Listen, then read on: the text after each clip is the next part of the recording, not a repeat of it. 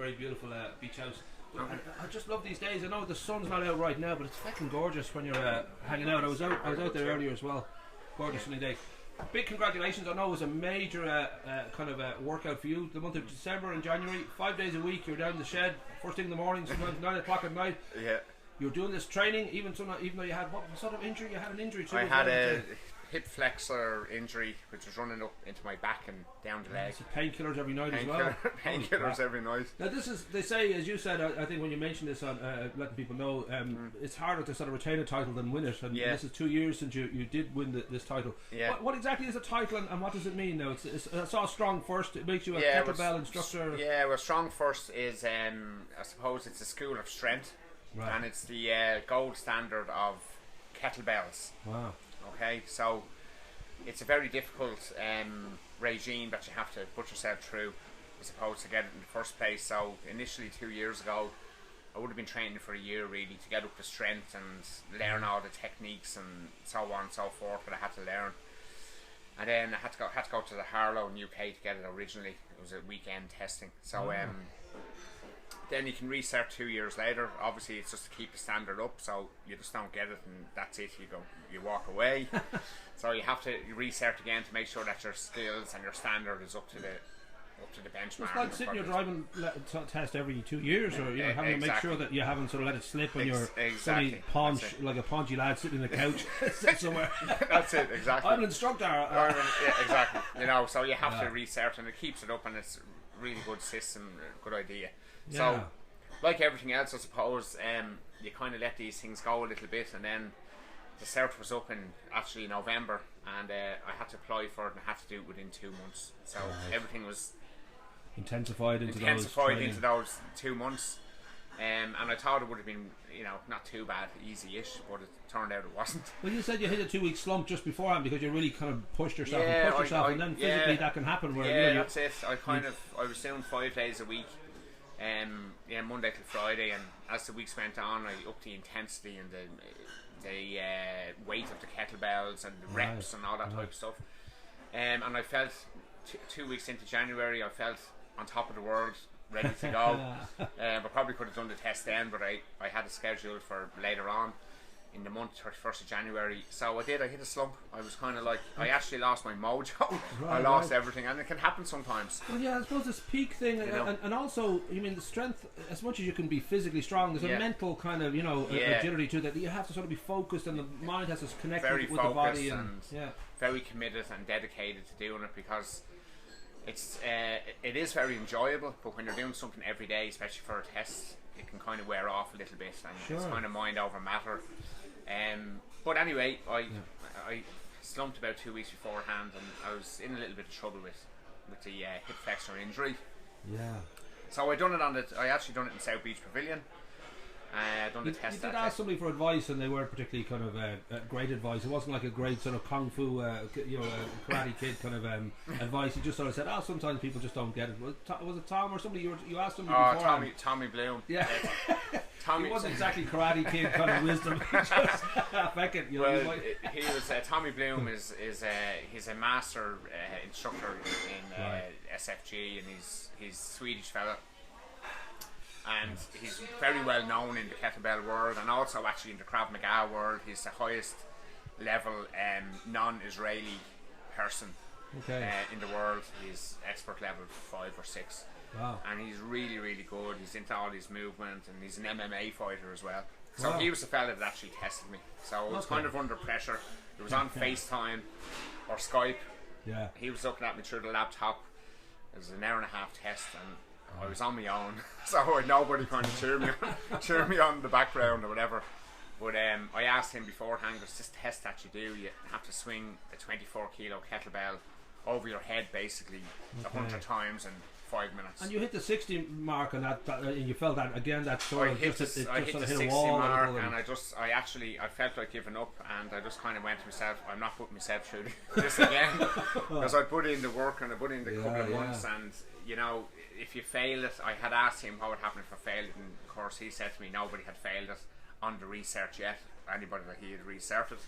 So I went, nice, thanks for telling me that, talk about putting me under pressure.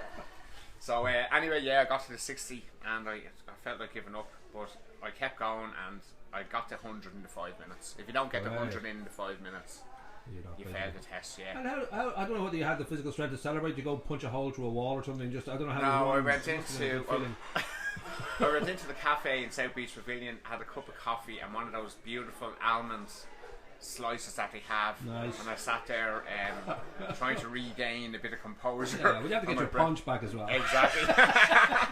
So so I sat there, and then actually my wife and my little son Freddie came down and we had a little lunch and whatever. So yeah, it was very, very. It's part of kind of what I work into my martial arts as well. Yeah. It keeps me very fit. Kettlebells Well, are really we should good. talk about the Krav Maga because I think I was looking it up now. I think Krav is as far as I know, Krav is from the Latin center and calm, and Maga is to kick the crap out of or to batter. Yeah, no, I know it's a very very kind of respected form of self-defense, and it's quite unique. It is quite unique, and it's relatively new. As in, it was only kind of. It only started up maybe 1940s or 50s, which is relatively new. That's like a kid in martial arts terms, because it normally go back centuries. Exactly. Yeah. So it's more of a system actually than a martial art. But a fella called Imi Lechkenfeld, from where was he from? He was Hungarian actually. Okay. He actually started it up because during those times, obviously the World War II would have been going on or whatever, and he was involved in, I suppose, fending off people and it's the last line of defense, really, isn't it? Your actual physical abilities to defend your own. Yeah, and he was a wrestler he was an Olympic wrestler actually. But anyway, he started this hand-to-hand combat, and then he went over to Israel and he taught the Israeli armed forces this hand-to-hand combat, and that's why it's known from Israel. Right, it kind of blossomed there. It blossomed in Israel. And your kind of path to it, I don't know whether you'd already been in that world and realised that this is one particularly suited you and that you liked it. Yeah, I really liked it. I've come from a martial art background. It was I done Taekwondo for many years in Greystones. Yeah. And I stumbled upon this, I suppose, as well through the Irish Taekwondo Irish coach. He was doing it at the time, and about 10 years ago. And actually, the first seminar I ever went to was underneath. Was with Tommy Bloom, who I done my SFG kettlebells with. So, and I was hooked straight away because it's very realistic. It's very effective. Right. And it does exactly what it says in the tin, I suppose. You know, I know you do 2 days. We have it up on the guide. We can link to it. You have Mondays and is it Thursdays? Yeah, Mondays in South Beach Pavilion as well.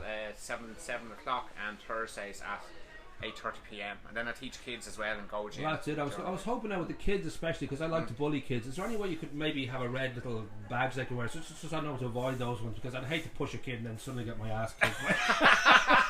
Just some way, because I can't tell. Like, you see a kid, you give him a push, you grab his ice cream. Next minute he's got you on the floor. He's hit you a pound in the face or something, or he's sitting on top of you, hitting away you with with the ice cream. I don't know what happened. No, look at it. It's amazing. Like, I suppose martial arts, boxing.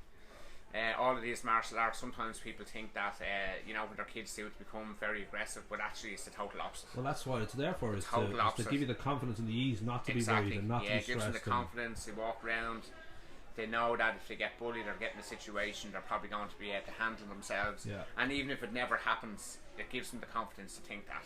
Yeah. And it's I'd highly recommend. Well, it makes total sense. It's like it's almost like with dogs barking a lot. It's usually because they're scared. If the dog's not scared, you don't see big dogs barking that much. Exactly. It tends to be the small ones. Exactly. You just have. So I will put all the links in. I will say a huge congratulations, because I know you suffered while we were all having like our Christmas dinners and our leftovers and all the rest, and drinking. You were out in the shed. I had one or two. Okay. I had one or two. I wasn't that good. It's a huge achievement, and it'll be back around again every 2 years. You say it's back around every 2 years again. I think you should do that with the driving test as well. Actually, around here. They should. Just lessons for roundabouts and what an indicator does. Yeah. There's definitely a few of them around, all right. Well done, and we'll link. We'll link to your class too, because certainly what I've seen. Just to be very effective, and it is about, as you say, just it calms people, it makes them feel less kind of worried about their own strength and about their own place. And just before we go, I'm actually holding a seminar for the Strong First in South Beach Pavilion on the 22nd of April as well. So it's kind of open to people that have some type of a level in kettlebells, and just want to learn a little bit more or tweak it, make it better. Great. Whatever, We'll definitely get a separate post up. We'll link it and we'll let people know that it's there. That's great. Well done. Thank you very much.